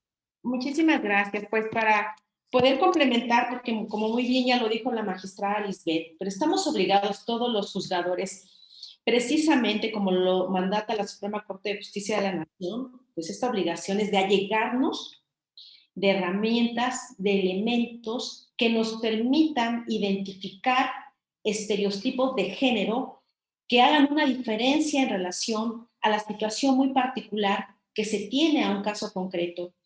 Es la parte más complicada que para muchas personas se tiene.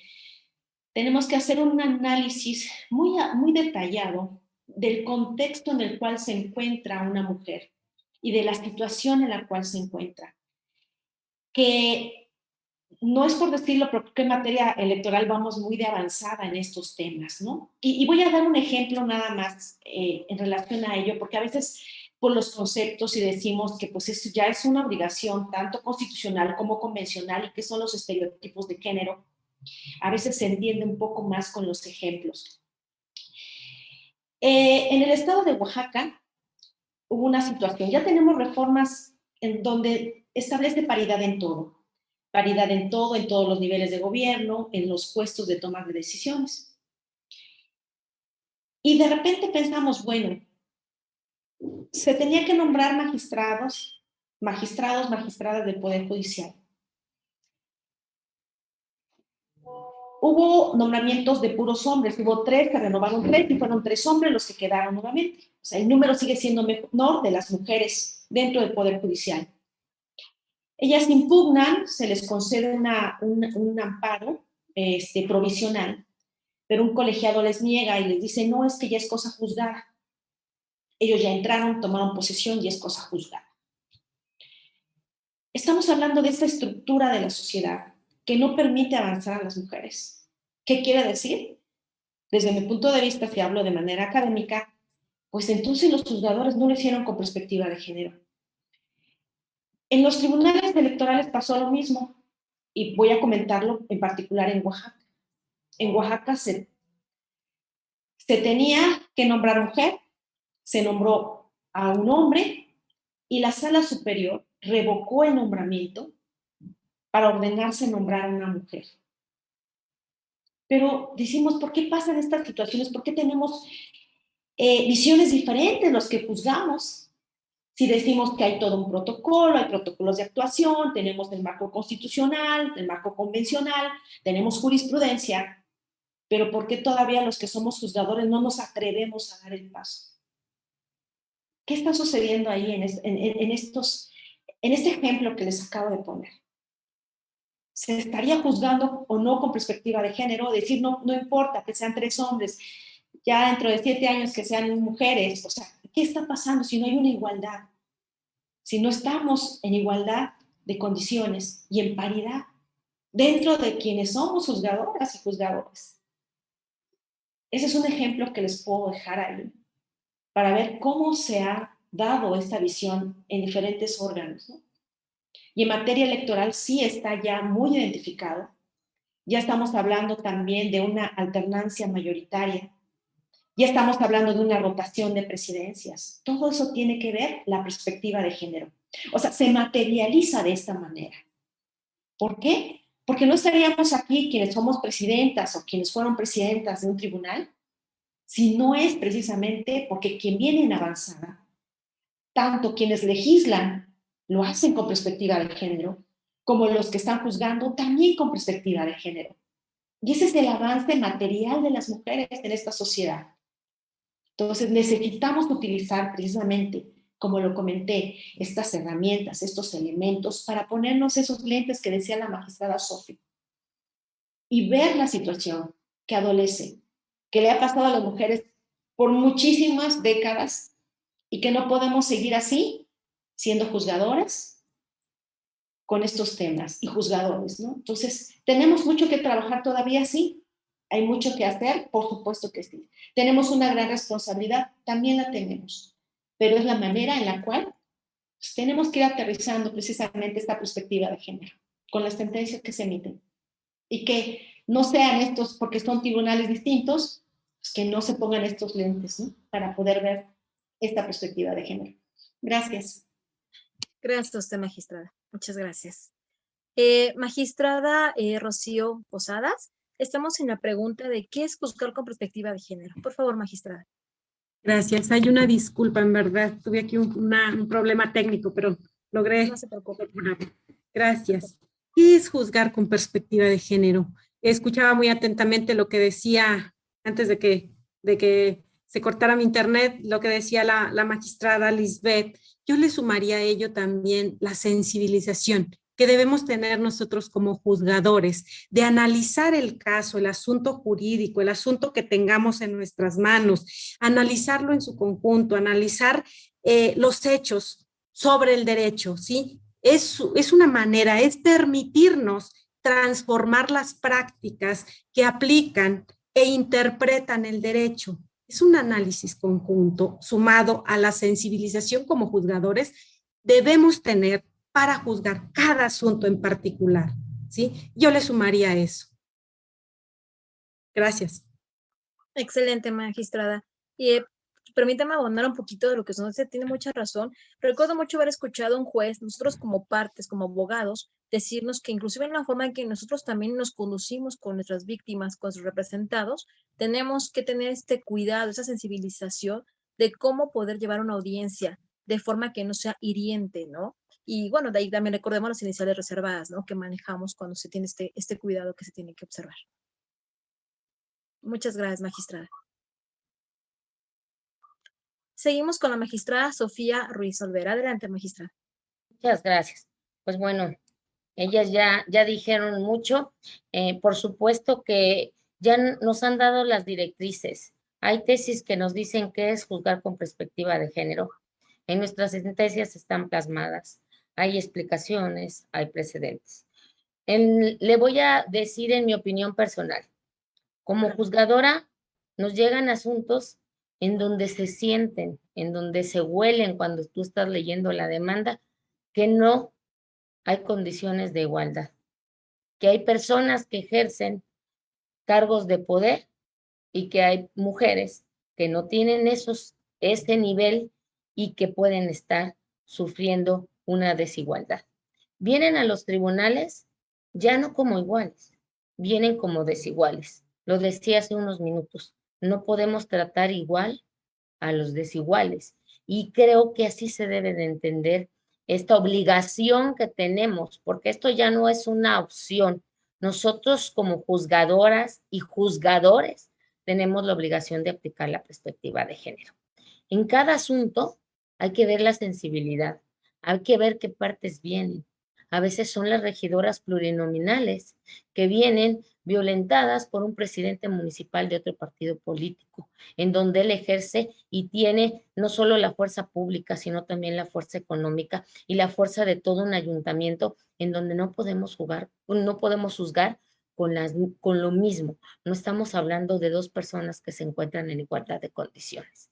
La perspectiva de género nos debe sensibilizar y también darnos cuenta que, como lo decía la magistrada Liz, ¿no? Ella ya lo vivió a la integración de su tribunal y entonces en ocasiones a veces hay que tener esa empatía y decir, si yo fuera la regidora plurinominal en donde no me permiten ni el acceso a las instalaciones de un palacio municipal para entrar o donde no, me tienen pues eliminada totalmente, me dicen invisibilizada totalmente, no podemos juzgar con la misma perspectiva, no podemos juzgar igual.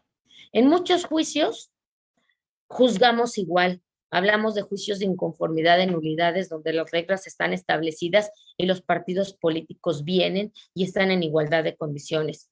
No, pero tratándose de JDC, en donde se advierte que hay violencia política en razón de género, nos tenemos que cambiar los dientecitos y ver qué pasa. En ocasiones también, de manera verbal, son minimizadas a cuestiones que tienen que ver con los roles, con los estereotipos. Y cuando ahí viene, es que nosotros debemos de aplicar lo que es la perspectiva de género. Así es como lo entiendo. Le quiero decir que le quisiera decir con muchas palabras, pero luego como juzgadoras, al principio, y se los voy a comentar en materia de experiencia, estábamos iniciando con el tema de violencia política en razón de género. Estaba la reforma, pero no habían todavía resoluciones, estábamos los locales conociendo, no habían precedentes de salas regionales ni de sala superior, y llegaba el asunto y yo me sentaba con la gente que me apoya, oigan, ¿cómo ven? Pero acá, y era la forma en que nosotros deberíamos de tener esta empatía para las mujeres que venían alegando violencia política en razón de género. Hay también hombres que alegan violencia política, sí, claro, y también, pero esta violencia política en razón de género y esa diferencia, esa lineecita que es muy delgada y que debemos de estar conscientes, es lo que nos debe de hacer juzgadores y juzgadoras sensibles. Para mi experiencia, eso sería, vamos avanzando, ya tenemos precedentes, ya tenemos tesis, ya tenemos jurisprudencia, ya tenemos obligaciones, pero hay mucho por hacer, hay muchas cuestiones. Creo que nosotros hemos visto que si se establecen las cuotas, después existen institutos políticos que ven la manera de darle la vueltecita para estar y entonces entran los juzgadores para decirle, permíteme tantito, como las famosas Juanitas y Manuelitas, ¿no? Y entonces viene la reforma y les decimos cómo va a estar y ya están viendo la forma de que no se les pueda tampoco incluir en el registro de violentadores. Y así vamos avanzando. Entonces vamos cerrando esas brechas y vamos juzgando con perspectiva de género. Muchas gracias. Muchas gracias a usted, magistrada Sofía, por su aporte. En efecto, tenemos que ir avanzando y no ir en retroceso y pues bueno, creo que en conjunto y como también lo comentamos, nosotros entre mujeres tenemos que ser un grupo porque también a veces somos violentadoras sin darnos cuenta, somos violentadoras entre nosotros mismos.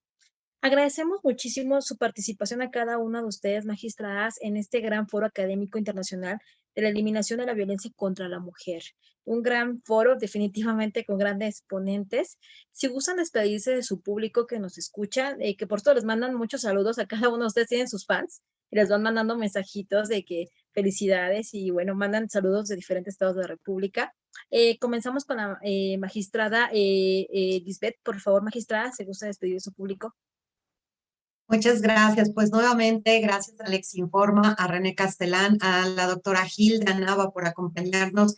Gracias a las magistradas, magníficas juzgadoras que de verdad son un ejemplo de esta visión de género y de esta sororidad que definitivamente va a hacer el cambio en nuestra sociedad. Entonces creo que lo importante es eso, involucrarnos, participar y visibilizar estos temas para generar conciencia y sensibilidad. Y esperemos que llegue este mensaje a todos y podamos lograr esa transformación que de verdad tanto requerimos, porque no es posible que exista este nivel de violencia en todos los aspectos hacia las mujeres y niñas solamente por su condición de género. Y bueno, pues eso sería todo. De verdad, muchas gracias y muchas gracias a la audiencia. Un abrazo a todas. Gracias.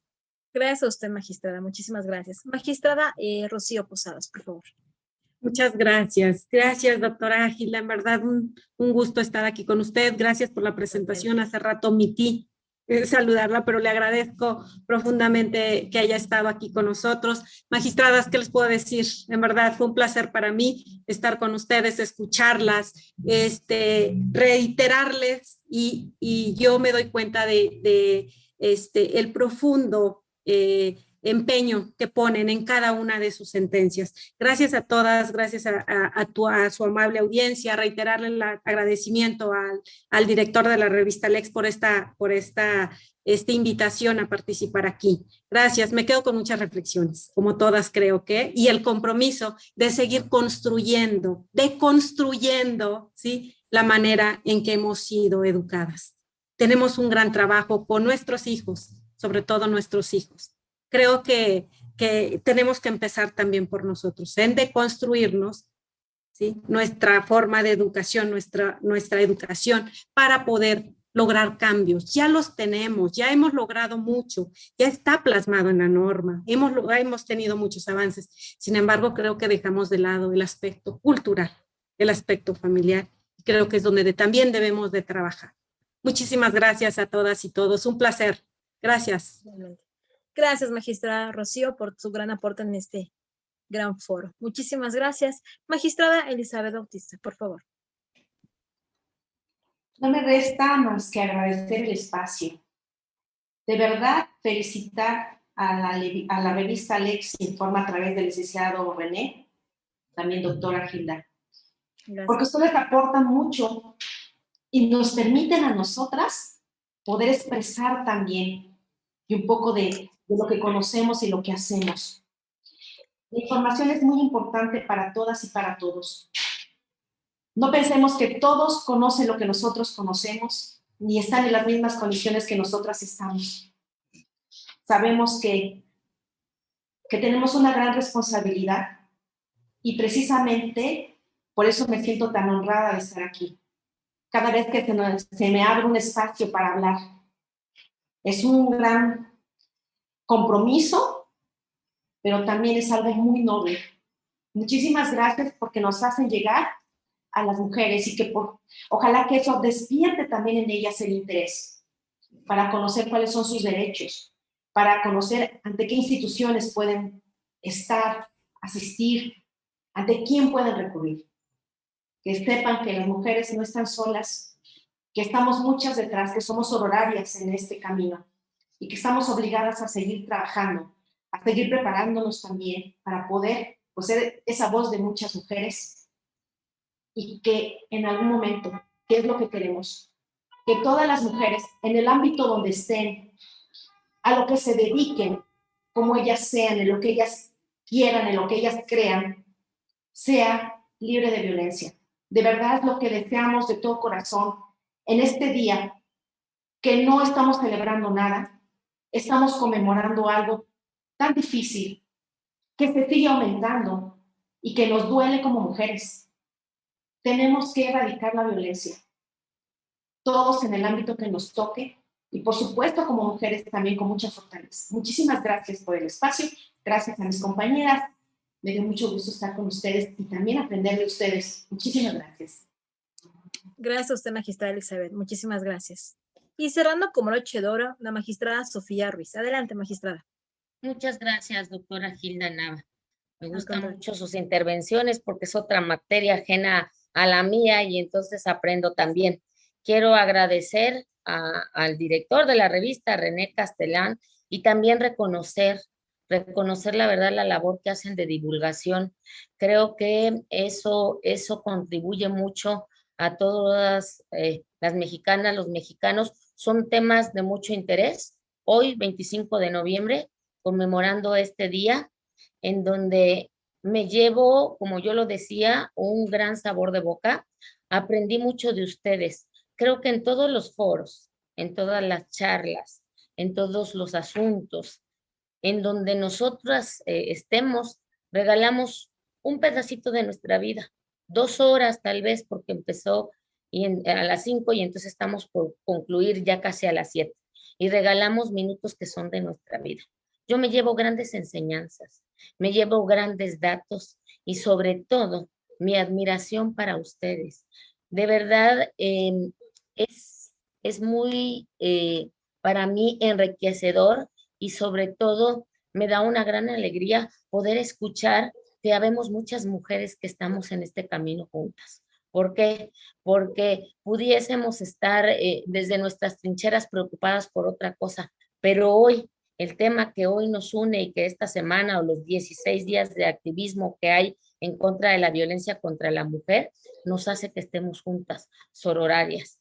A todos los que nos ven a través de las redes sociales, porque pues con ustedes pude charlar, pudimos platicar, porque esto fue una charla, una plática, decirles tanto a hombres como mujeres que el día de hoy se lleven un mensajito, el decir que nunca más haya alguien en su familia, en su trabajo, en donde quieran mujeres violentadas. Hacer que vivamos en un lugar en donde el respeto sea nuestra primicia y sea también una garantía, un derecho humano fundamental, esa libertad que tenemos todas las mujeres. Muchas gracias, que pasen todas y todos una excelente noche. Muchas gracias, magistrada Sofía Ruiz Olvera. Yo me siento realmente pues feliz, me siento realmente privilegiada el día de hoy de conmemorar este día, y bueno, estos días, como dijo la magistrada, de la eliminación de la violencia contra la mujer, agradeciendo a cada una de los panelistas que el día de hoy nos acompañaron. Muchas gracias a nombre del licenciado René Castelán, de la revista Lex Informa, y sobre todo agradeciendo que hablar de una forma tan sencilla que todo nuestro público puede entender el objetivo y el alcance de cada una de sus palabras. Invitamos a nuestro público a que compartan este video. Ustedes no saben a quién le puede servir este video, ¿saben? Alcance a personas que lamentablemente quizá no tengan tanto conocimiento jurídico, pero les puede cambiar su forma de pensar. Recordemos que el conocimiento te quita los grilletes de la ignorancia, que es el grillete que a veces nos tiene más atada y más atados a todos en general, y que a veces nos cuesta muchísimo y sufrimos mucho por ese grillete, pero el conocimiento nos libera totalmente. Muchísimas gracias a cada uno de ustedes, mi admiración y respeto. Espero que muchos niños, adolescentes que en algún momento vean este video, a ustedes los tomen como referencia de querer empoderarse con grandes juristas, con ustedes, que sean un ejemplo, que muchos de ustedes son ejemplos, de hecho, ya a seguir hoy en día. Y esperemos que muchos niños adolescentes que hoy nos ven y que a veces dicen, ¿qué puedo estudiar?, se vean reflejados en ustedes como un ejemplo que pueden tomar en consideración para sus próximas carreras. Muchísimas gracias a cada uno de ustedes. Me despido también del público del Lex Informa. Gracias, soy la doctora Gilda Nava, directora interjurídica, hoy en apoyo con el licenciado René Castelán. Esto fue el Foro Académico Internacional de Eliminación de la Violencia contra la Mujer. Por favor, comparte y síguenos a través de todas las vías de redes sociales. Muchas gracias a cada una. Muchas gracias. Hasta luego, querido público. Gracias.